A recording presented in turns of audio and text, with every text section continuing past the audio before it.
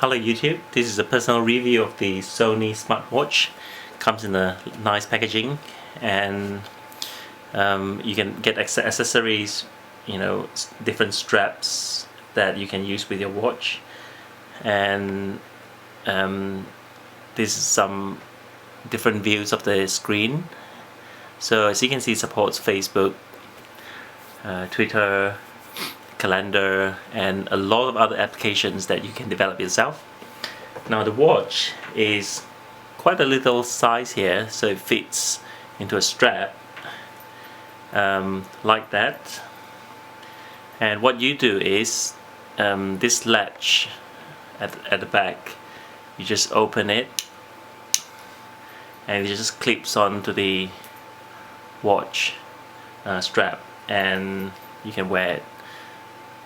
Okay, now the charging cable is quite interesting, because when I first got it, I couldn't find the slot to put the charger in. As you can see, let me just show it here. There aren't any micro USB ports or anything like that, but actually it's just hidden in here. Okay, there's a little port there where one of the cables that comes with it, and that fits in. I think Sony likes to develop its very priority personalized battery, very different cabling systems, and that's one of it. Let's have a look. Okay, so this thing fits in here and it clips on, so you charge it, and that's how you also perhaps update the system. Now coming back to the strap, you've got this little thing here that you can clip it on, and with the strap holder you can get your own strap, and that works quite well for those who are fashion minded. So let's explore the watch slightly. I've got two phones here. They're both Android, and the watch itself is also Android based.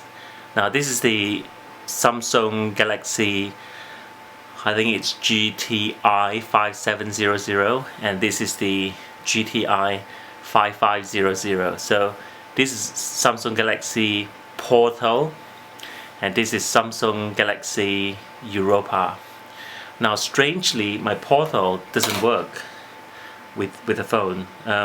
I downloaded the package called the Liveware. I couldn't even find it originally from the market, and I had to use the QR code reader to get to the software that I can download from. But having tried it, it doesn't work on this phone. Apparently it doesn't work on a lot of phones, but there's a list on the website of the Sony SmartWatch that you can get from. But somehow the Europa wasn't listed, but it can be used. So you have to first download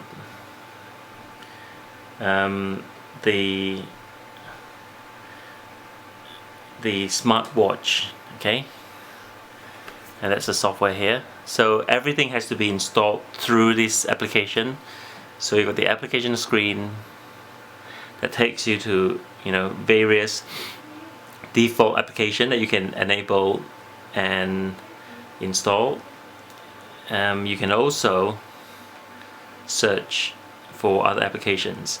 So if there are a lot of applications that developers develop for the smartphone, it means that you can develop them yourselves. And one of these days I'm going to get my hands on developing it, connecting it via Bluetooth, and there are Java packages that you can use.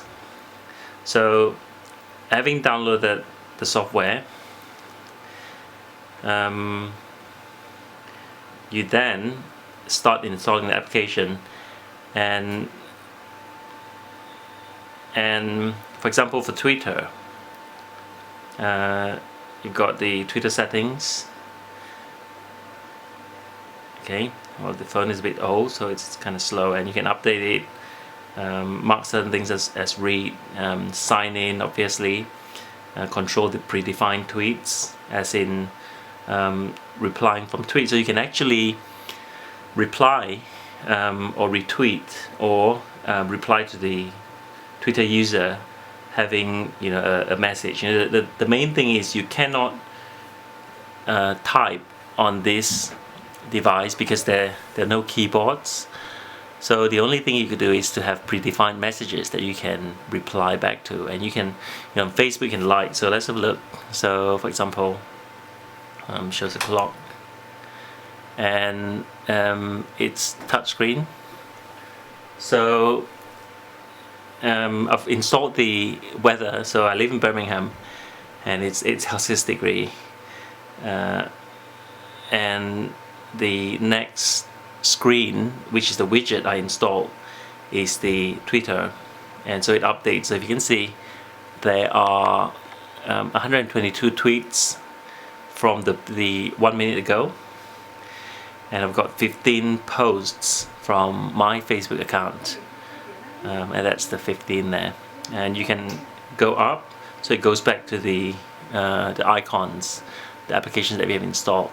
Now when you install an application on your phone, okay, as long as it is paired, these two, and it's linked together, then you can, the software actually gets transferred immediately to the smartphone. So touch it once, and let's scroll through. So I've got my Gmail, which notifies me if the new email come in. I've got that. I've downloaded this quite interesting application called the rain alarm. Let's see if it works. It's supposed to warn you of impending rain. Well, living in England, you have to be warned all the time.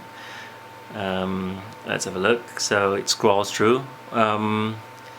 Going into Twitter, let's tap it, and I can read tweets. So that scrolls up on the tweet. So that's very convenient.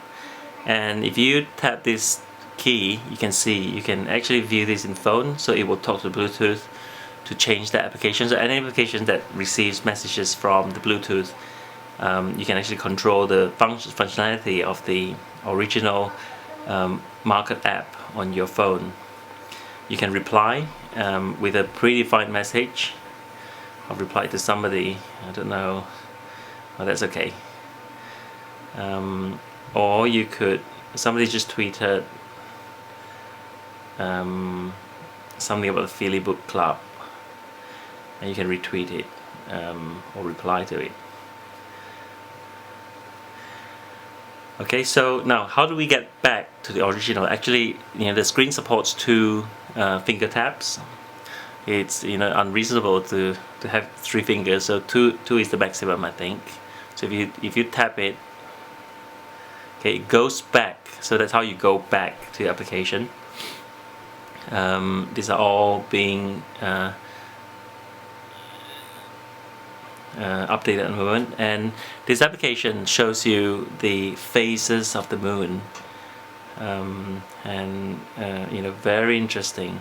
We've got a music player here, Gmail, new Gmails, let's have a look, game newsletter, Bell Inn at Bell Broughton, that's in Birmingham, and also various other emails coming in from friends. So double tap to go back. Okay. Okay, and that does it.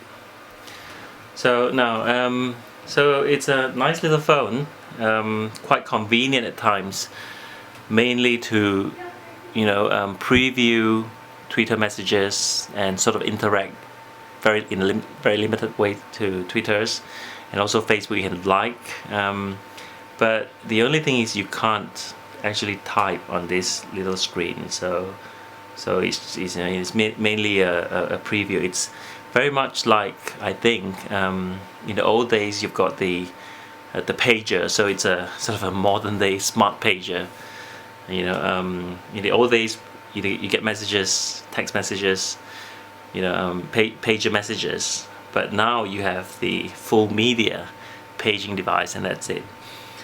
I find the other trouble with this device is that when you don't have a phone, an Android phone, it doesn't actually work. So you get 00.00 as a default time, and if the phone is not paired, the smartwatch switches itself off.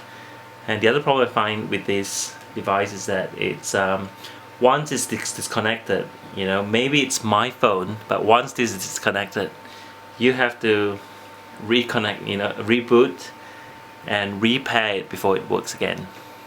Okay, so I've been out in London the whole day, and because my phone, I've got another phone, I've got an iPhone, because my iPhone, allows tethering, so I can actually use because this Android smartphone doesn't have a SIM card, doesn't connect to the internet. So I used the whole day I've been using my iPhone as a tethering device, pumping out Wi-Fi signal, and my Android device receives it, and it communicates all the incoming connectivity to the smartphone.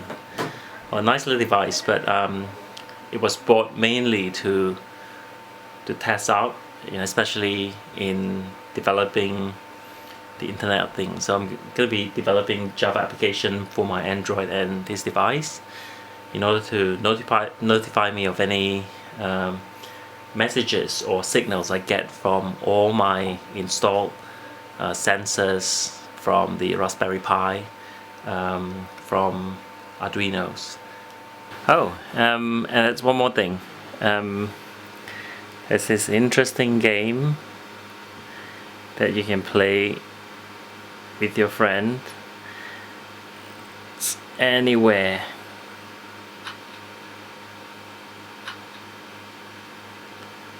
Did you hear the sound? Well, the sound actually comes from my phone. Okay.